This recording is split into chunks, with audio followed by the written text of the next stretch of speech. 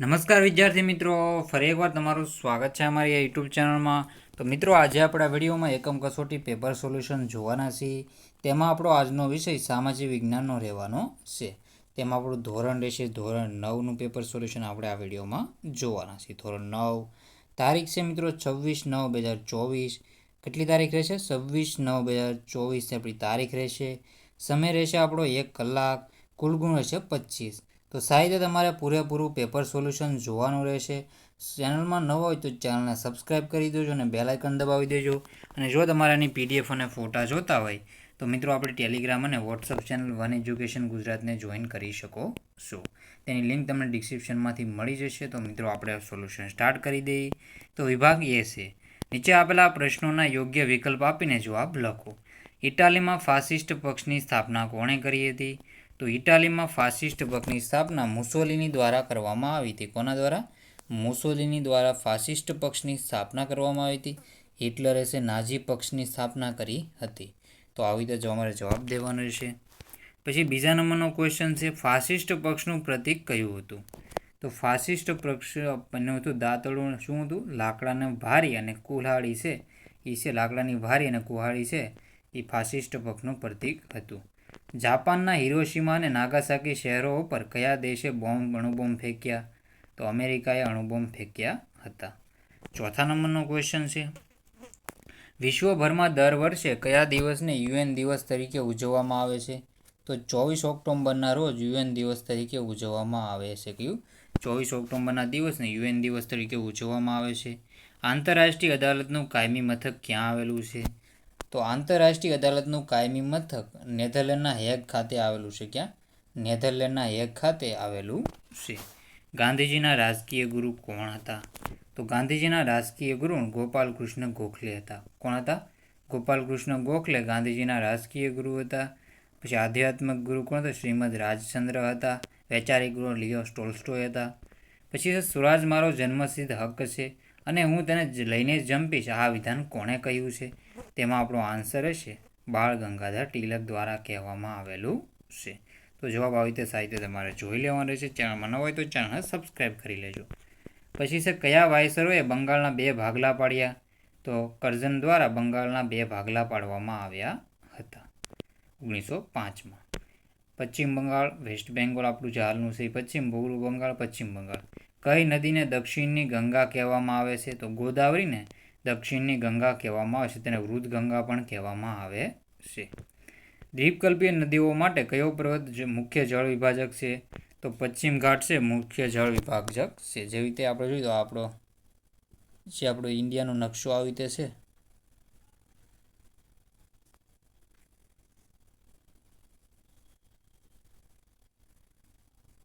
આપણો ઇન્ડિયન નકશો મિત્રો આવી રીતે છે. એમાં પશ્ચિમ ઘાટ છે. આ અહીંયા પશ્ચિમ ઘાટ આવી રીતે અહીંયા આવેલો છે. તો આ બધી નદીઓ છે આ બાજુ જાય, પશ્ચિમ ઘાટમાં નીકળી બધી નદીઓ આવી રીતે જાય છે. તો આવી રીતે આન્સર રહેશે. તમારે સાહિત્ય જોઈ લેવાનો રહેશે. પછી તે વિભાગ બી છે. તો વિભાગ બીમાં આપણે હવે સાહિત્ય ક્વેશ્ચન જોઈ લઈએ. પહેલાં હું તમને મારા બીજા યુટ્યુબ ચેનલ વિશેની માહિતી આપી દઉં. તો મિત્રો, આપણી આ બીજી યુટ્યુબ ચેનલ છે હેરી બારિયા યુટ્યુબ ચેનલનું નામ છે. તો આ ચેનલને પણ તમારે સબસ્ક્રાઈબ કરી લેવાની રહેશે. આમ આપણે ડેઈલી વ્લોગ વિડીયો અપલોડ કરીએ છીએ. જો આજે તો ડુંગળીનું ખેતર તૈયાર કર્યું, ડુંગળી ખેતર તૈયાર. આજે આપણે આ ખેતરમાં ટ્રેક્ટર આવ્યું. આજે તો આકાશમાં મેઘધનુષ્ય રચાણું. તો આપણે આ બધા ડેઈલી વ્લોગ મૂકીએ છીએ. તો આ ચેનલને પણ તમારે સબસ્ક્રાઈબ કરી લેવાની રહેશે અને ફોલો પણ કરી લેજો ઇન્સ્ટાગ્રામમાં. અને મિત્રો, આ ચેનલ પણ સબસ્ક્રાઈબ કરી લેજો અને ટેલિગ્રામમાં પણ જોઈન કરી લેજો. તો મિત્રો, આપણે આગળ વધી જઈએ વિડીયોમાં હવે. તો આ બધા ક્વેશ્ચન છે. વર્સેલ્સની સંધિમાં દ્વિતીય વિશ્વયુદ્ધના બી વવાયા હતા, કારણ આપો. તો એના આન્સર રહેશે સાહિત્ય જોઈ લો બધા આન્સર. પછી છે, હિટલરની ઉગ્ર સામ્રાજ્યવાદી નીતિ દ્વિતીય વિશ્વયુદ્ધ માટે જવાબદાર હતી, કારણ કે. અને વાઇસરોયને મુસ્લિમ કોમવાદના પિતા કહેવામાં આવે છે. આ ત્રણેય ક્વેશ્ચનના આન્સર પોઝ કરીને વાંચી લો.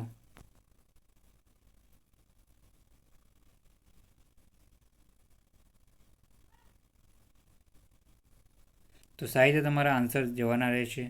વર્સેલ્સની સંધિ પરાજિત જર્મની માટે અન્યાય અને અપમાનજનક હતી, તેમજ સંધિ ઇટાલી સહિત કેટલાક રાષ્ટ્રોએ અન્યાય થયો હતો. તો સાહિત્યનો આન્સર જોઈ લેવો.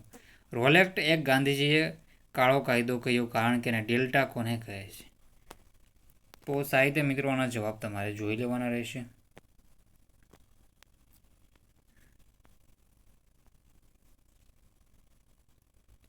તો આપણે હવે આગળના ક્વેશ્ચન જોઈ લઈએ. પોઝ કરીને સાહિત્ય વાંચી લેજો. નીચે આપેલા પ્રશ્નોના માગ્ય મુજબ ઉત્તર લખો. હિમાલયન નદીઓ વિશે ટૂંકમાં માહિતી આપો. તો હિમાલય નદી છે. તો હિમાલયની નદીઓ ખીણ ક્ષેત્રો બેસીન મોટા છે.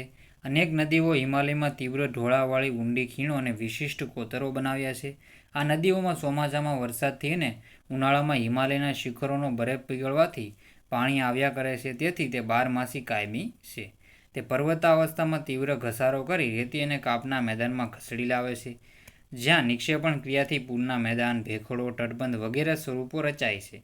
મેદાનમાં નદીના તળમાં થતા નિક્ષેપણથી નદીના પ્રવાહમાં વિસર્પણ જોવા મળે છે. ગોદાવરી બેસિન વિશે ટૂંકમાં માહિતી આપો. ગોદાવરી નદી ભારતીય દ્વીપકલ્પની સૌથી મોટી નદી છે. તેની લંબાઈ આશરે 1465 કિલોમીટર છે. તે મહારાષ્ટ્રના નાસિક જિલ્લામાં પશ્ચિમ ઘાટના ઢોળાવોમાંથી નીકળી પૂર્વ તરફ વહીને બંગાળાની ખાડીને મળે છે. તે દ્વીપકલ્પમાં સૌથી મોટું બેસિન ક્ષેત્ર ધરાવે છે, જેનો 50% ભાગ મહારાષ્ટ્રમાં અને બાકીનો આંધ્રપ્રદેશ, મધ્યપ્રદેશ, છત્તીસગઢ અને ઓડિશામાં છે. ગોદાવરીની શાખા પ્રશાખા નદીઓમાં પૂર્ણા, માઝરા, પેનગંગા, વર્ધા, વેનગંગા, પ્રાણહિતા અને ઇન્દ્રાવતી મુખ્ય છે, જેમાં માઝરા અને પેનગંગા અને વેનગંગા ઘણી મોટી છે. ગોદાવરીનો પ્રવાહ માર્ગ લાંબો છે, તેમજ તેનું બેસિન ક્ષેત્ર પણ વિસ્તૃત છે, તેથી તેને દક્ષિણની ગંગા કહે છે. તો એની બધું તમારે યાદ રાખવાનું છે. 1465 કિલોમીટર લંબાઈ, પૂર્ણા, માઝરા, પેનગંગા, વર્ધા, વેનગંગા, પ્રાણહિતા, ઇન્દ્રાવતી એની મુખ્ય નદીઓ છે, એ બધું યાદ રાખવાનું રહેશે. પછી છે નદીઓનું આર્થિક મહત્ત્વ. તો આ પણ સાહિત્ય જોઈ લો. પછી છે ઈસવીસન 1905માં વાઇસરોય કર્જને બંગાળના ભાગલા પાડ્યા. તો આનો પણ જવાબ તમારે સાહિત્ય જોઈ લેવો. સંયુક્ત રાષ્ટ્રના આંતરરાષ્ટ્રીય અદાલતની સ્થાપના શા માટે કરવામાં આવી? વિભાગ સી છે. બ્રહ્મપુત્ર નદી પ્રણાલી વિશે માહિતી આપો. તો એની માહિતી છે સાહિત્ય પોઝ કરીને વાંચી લેજો મિત્રો. આ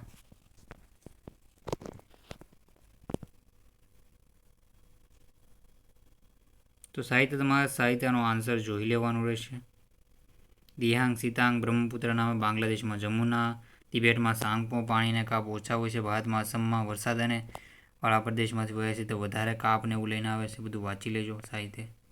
ભારતમાં સરોવરો વિશે મુદ્દાસર લખો. તો સરોવર વિશેની માહિતી તમારે સાહિત્ય જોઈ લેવાની રહેશે.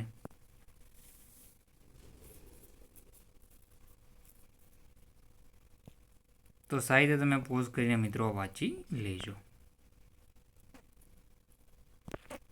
પછી અસહકાર આંદોલનની રૂપરેખા વર્ણવો.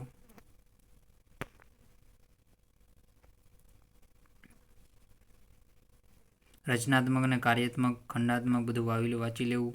વર્સેલ્સની સંધિમાં દ્વિતીય વિશ્વયુદ્ધના બી હોય તો આનો પણ જવાબ સાહિત્ય જોઈ લેજો. તો સાહિત્ય મિત્રો આવે તો બધા ક્વેશ્ચનના આન્સર તમારે જોઈ લેવાના છે. ચેનલમાં નવા હોય તો ચેનલને સબસ્ક્રાઈબ કરી દેજો. તો મિત્રો વિડીયોને એન્ડ કરીએ છીએ. જય હિન્દ, જય ભારત.